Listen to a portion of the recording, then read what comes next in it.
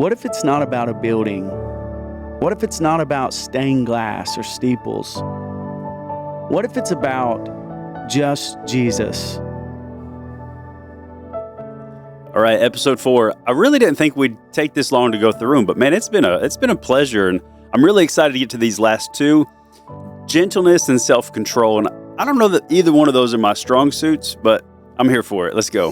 I feel like you've started every episode that way. I don't feel like either of these are my strong suits, but It's only a list of 9, but I kept waiting on the ones that I'd like. He's really strong in all of them. That just shows you how strong, because he starts out with humility, and that's just where they all stem from. So, Man, I like that angle, Corey. Let's run with that for a minute. that's a tough one. Yeah, let's start with gentleness. And I feel like when I think of gentleness, I think of like babies, like puppies, like I want to be gentle, but that's not what it's talking about. It's not like a physical gentleness, is it? and no, it is in a way, though. The fact is like many people almost have a problem when you start talking about softness. Yeah. Saved but not soft. We had an episode on that. Yeah. Mm-hmm. What do you think about that? Man, I think it's a balance. You know, I got pulled up Matthew 11:29. This is Jesus talking. He says, "Take my yoke upon you. Let me teach you, because I am humble and gentle at heart. Yes. And you will find rest for your souls." That's How awesome. do you argue with that? That's awesome you pulled that up. The thing is, and I think this is key, and I really like Jordan Peterson. Once Jordan Peterson said, it's like having a sword and knowing how to use it very well, but knowing when to keep it sheathed. Mm. And I think it's from like stemming from being strong, not weak, actually being very, very strong and courageous, but choosing to be tender instead of forceful. It's like I woke up and chose violence today. But no, Peter, that was one of Jesus' right-hand men. He cut a guy's ear off. Yes, he did. And Jesus, turns and says, he was saying, I know you can do that, but this is when it counts. Mm. When you're in the heat of the battle, are you going to act with force? Are you going to move in fear instead of choosing love? That's the key thing with gentleness. It's knowing how to handle with care when you can and you are able to go in the complete opposite direction. But I think so many people worry that it's going to show weakness. Yeah. And if it's going to show weakness, then I'm going to be taken advantage of. They can't see that I'm weak. That's the problem.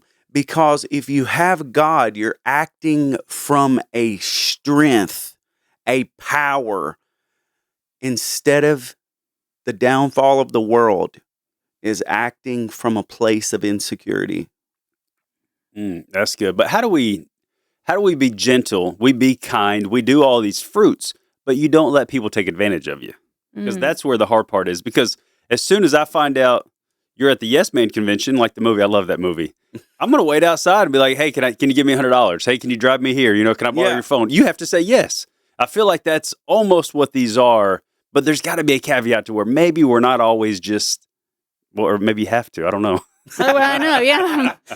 Is there an exception? Is there a disclaimer in here? I think there's a principle to all of it. And even Jesus, and I know I've said this a ton of times, but I think it's one of the most powerful things I've ever read about in the Bible. And it's when Jesus, I might have mentioned this like 2 episodes ago, I don't know, but when he's feeding the two fish and 5 loaves to the 5,000, he literally says there's people in the crowd that is only there for that purpose, to feed, to be fed. Mm-hmm. You're only here looking for the most shallow thing.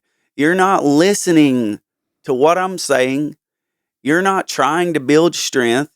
You're not trying to get better. You're not trying to walk in integrity.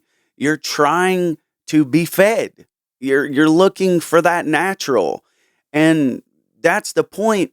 I believe sometimes God is so intellectual divinely that he will manipulate you to pull you in sometimes, because you never know the person that walks up to you and says, I'm really down. Can you help me? Maybe they are a manipulator. Maybe they are completely a deceiver. But you never know, the right person at the right time, divinely touched by God and moving with gentleness, could maybe be the deciding factor for a person that they would draw a line in the sand that day and change forever because of the way they experienced the impact with you. Well, they may be just there for the food, but you never know what they're going to take in. They may leave with a full heart and a full belly just because they were there. Yeah, and that's why, it's important. It's important.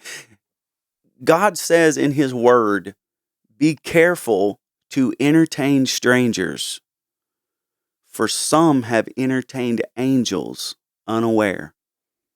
Mm. You never know. The person that could be coming to you looking like they just rolled out from under a bridge could be a divine being approaching you as a test from God. Well, do you remember that years ago? And I don't remember what it was or what, but it was something you never know if the person you're speaking to is actually Jesus. Mm. Like, what if that person is Jesus? What if he's come back and he's disguised as something else? You Yeah. should always treat everyone like you're speaking to Jesus. Well, let's think about this. The Bible says that Satan would disguise himself in light. So what can God disguise himself in? Joe Blow from Banyo. He can be anybody. Exactly. And that could be the dispatching of a divine angelic, a celestial. Like, you never know what God is doing to see how you're going to react. What are you going to do when eyes are not on you? You know for a fact that nobody else is around. Are you going to be gentle? Are you always gentle first? Like we talked about just recently, a soft answer turns away wrath. You never know who's coming up on you. You never know what God is doing, and eyes are always on you, even if it's the eyes of God that are in every place, because he's omnipresent. And it's up to you whether, will you pass this test? Will you be mean, unkind, mistreat this person in the valley of decision of their life, and you're just having a bad day, or you're just feeling weak, or this is why it's so important that you're shining all the time. You're a representative. We can't have a weak day. Absolutely. And we can't only be kind because we're going to pull our phone out and record it. Hey, let me go give them a little bit of money, but let me record me doing it. Oh, come on. That drives me insane. Yeah. Are you kind when the cameras aren't on you? That's it. We're in a multimedia world today where everybody has a camera on you. And trust me, you may be getting the footage of you being good and kind and gentle, but who's getting the footage of you, or is there footage of you not being that way? Oh man, that's the ticket. That's what I like. Yeah. I love seeing the videos that that the people don't know they're being recorded, and they're doing the kind things. They're helping people. They're giving money. They're giving food. They're helping someone cross whatever that is. Yes. When they're doing it unprovoked without knowing they're being recorded, that's what matters. That's true gentleness and kindness, and that's all the fruits. Yeah. And it's all about, if you're going to do these things, you have to be aware that eyes are always on you. I mean, it kills me that people sit in the corners of their houses doing things that you shouldn't do, looking at things you shouldn't look at, and you think you're alone. You're never alone. You're never alone. And just because you don't take thought of a higher power, a mighty God who is looking down, who inhabits eternity, as the Bible says, oh, high and lofty one who inhabits eternity, he's watching you.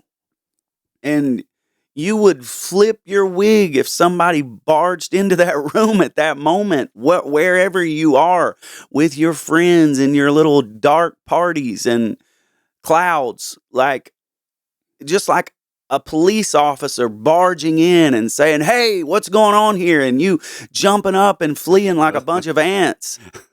That is literally where we are. And God is there every second watching you. You just don't have a moral compass for it to even matter. That's like you find paint on the walls when your kids are in their room or something. You walk in there, they got paint all over them. Yeah. Who painted on the walls? I don't know. I don't know what happened. She did it. Yeah. In Proverbs 15:3, this is exactly what you were saying, Corey. The Lord is watching everywhere, keeping his eye on both the evil and the good. That's exactly right. He's always there. He's always watching.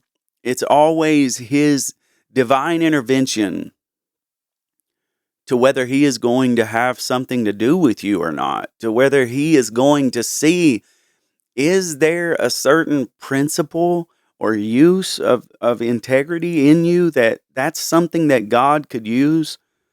I say this very often too. My dad said, which it sounds kind of funny at first, but if you really think about it, God's not going to put his spirit in a slop bucket. I like that one. Yeah. I mean, God's not going to give you anything better if you treat what you have like a dumpster. Yeah, I heard you say that one time. Why would God bless me with anything better if I don't take care of what I have? Yeah. That hit home to me. I like that. Yeah, you are always alone. You're always depressed. You're always wishing that you could fit in and maybe wishing you could get out into the crowd more, but you don't realize because you're blind to, perhaps, maybe we're all guilty of this in some form, but a lot of times you go out of your house and every time you get involved with a crowd, you are abrasive. You are not kind. You are snappy. That's not gentleness. That is the exact opposite. Or you're pressing for an underlying motive that is manipulating to make it work for you, to get you what you want out of people. That's not gentleness. Make it a gentleman. What is that? Love is kind. Love is patient. Love doesn't force itself. Nothing is ever going to barge into your life and say, be with me, be for me, get in here now, let's do this. It doesn't work that way. It's kindness waiting at the door for you to live any way you want, to make any choice you want, to be the best you can be or the worst you can be. That's gentleness. And maybe every once in a while, tenderly nudging to say, hey, how's it going? I'm not trying to judge you. I'm not trying to cram it down your throat. Just how are you doing? And maybe you could open up to say, not so good. And then we can work together to help each other. Iron sharpens iron in the most gentle way, because people are fragile. but the people of God are strong and filled with courage and filled with power, but know how to reach you with gentleness. Well, and that leads us right into our next one, self-control. I think everybody likes it. Everybody wants to have it, but man, it's probably the hardest one. I mean, when you just look at food. Yeah, that's what I was thinking. I mean, food should be simple. It's just, we got to fuel our bodies, but no, there's pleasure in it. We have to say no to that sometimes, or I do. I mean, my doctor called me last week, was yelling like, hey, you got to do better. I said, give me another chance. She said, I feel like I've heard this story before. I'm like, this is it. If this one fails, we'll go to plan B. Next month it'll be. Next time, give me another chance. But What's that? self-control. Next Monday. Self-control, that's the start of it. I mean, that's everything. Every one of these starts with self-control. Can I Yes. have love, joy, peace, patience, kindness, goodness, faithfulness, gentleness, self-control? All those are based on self-control. If you don't have Yes. self-control, how can I not be mean and have patience? How can I not be mean and have gentleness? I mean, all those things. That's the human Absolutely. flesh in us, right? Yeah. And the question is, if you're going to be overtaken by emotions, by temptations, that's the question. Do you have a gate built up around you of security, of strength, of willpower, of most of all, God, to say no when it's not easy, to do the right thing anyways? That is the key to being able to have a control. I believe in Proverbs it says the person that cannot control their own spirit is like a city with broken down walls. And many times I've thought, well, if they're broken down, that means anything can come in. Lots of times your walls are broke down because something is already intruded. Mm. Yeah, I love that you said that, Stephen, because feeling like it's overwhelming thinking about trying to master all of these fruits. Mhm. But thinking about it from that aspect, you're right. If you can focus firstly on self-control, then I feel like the rest will come so much easier. So it does feel like it is more attainable. It is doable if you can just focus on one thing at a time, and then the rest will come. Yeah, and I think it's funny that it's the last one, but like you were just saying, it should be almost the first one in your book to make the rest of them work. Right. Yeah. Yes. It's not going to be an uphill battle that way if you start with that one. Yeah. In Titus 1:7-8, it says, a church leader is a manager of God's household, so he must live a blameless life. He must not be arrogant or quick-tempered. He must not be a heavy drinker, violent. But that's showing self-control. He's got to have that. But that's not just for church leaders, in my opinion. Sure. I think that's for fathers, that's for mothers, that's for leaders in general. Humans. Yeah. If you can't have self-control, how are you going to control or lead anything else or be a parent? That's like me yelling at my kids, quit yelling. Yeah. All right. Yeah, cool. Thanks, Dad. I got Yeah. you. I won't follow your lead. I'm gonna just jump over here. Don't do as I do, do as I say. Yeah, and that's tough for all of us. We all fall short of that, and that's okay. But self-control is the start of everything. Yeah, I do think that. And I believe that having self-control is, you're either going to live in anger. Is anger what controls your life? Because the spirit of anger, the spirit of everything that is evil, is it coming from bitterness? Is it coming from, mark off some things in your life that is not fixed, that when a certain thing is mentioned, a certain person is mentioned in your life, does it trigger something? Does it make you suddenly feel uncomfortable? Does it make you feel, I hate that person? I hate that situation. Does it grab you and make you bitter? Because from that bitterness, something else is ruling your life. Something else is controlling you. If you have had a heartbreaking trauma in your life of any kind, something happened to you, some decision you made, something that you chose to do and you know it was wrong, but you were young and stupid. You were not stable at the time. You didn't have God at the time. And now something much greater of a darkness, of a cloud stems from that.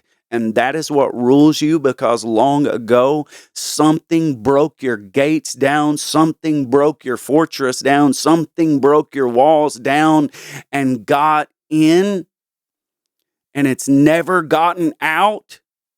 Well, and not always does it have to come from anger or any of those things. A lot of times our self-control is indulgence. Absolutely.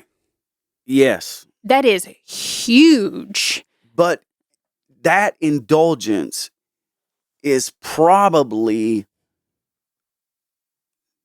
spinning out of something that's happened that you're saying, who cares? For some reason, you're saying, who cares? You're settling. I don't really care. I don't really care what I look like. I don't really care about this. I don't really care about that. You're got to a mindset because something has broken down your gates. I don't really. Or it may make you happy, but so I'm happy. I don't care what everybody else feels. Yeah. Yeah, and that's being selfish. Exactly. And self-centered and self-absorbed, which is completely opposite of God. Right. And it's also right aligned with self-control. You have to have self-control to get those back in check. Yeah. Absolutely. Yeah, that's perfect. And if you're not being able to cut those things off, when the whisper of the enemy, David talks about the enemy whispering, and you have too that's whispering. The Bible talks about a still small voice. And then David talked about because of the voice of the enemy. God gives you power to step back from your own life. Step back and look at you. And where did I mess up? Where did I fall down? What happened to me as a child? Because if you are choosing to be the victim, something's wrong. Something is going on that you're broken in, your walls are broken in. We're talking about here with God. He gives us the garment of praise for the spirit of heaviness. He gives us walls of salvation. We are to be walking around above the waves, above the cares, above the bitterness, above people who are trying to mistreat us or trying to talk bad about us for how we are or who we are or whatever. And we let that control us. Nothing should be able to control you but the sweet, pure Spirit of God. And when that is flowing freely through you without obstruction, without stoppage, you will walk into every situation with kindness. You will walk into every situation with gentleness because you have a godly self-control. And not only will it affect the people that you speak to and affect the people who are looking at you, it will divinely affect you inwardly for all the good, godly purposes and the divine purpose that's in you that maybe you haven't even discovered yet. Get God. Ask Jesus in. And let these fruits start transforming you inwardly and flowing through you as the branch of God from the source, Jesus Christ. Be blessed.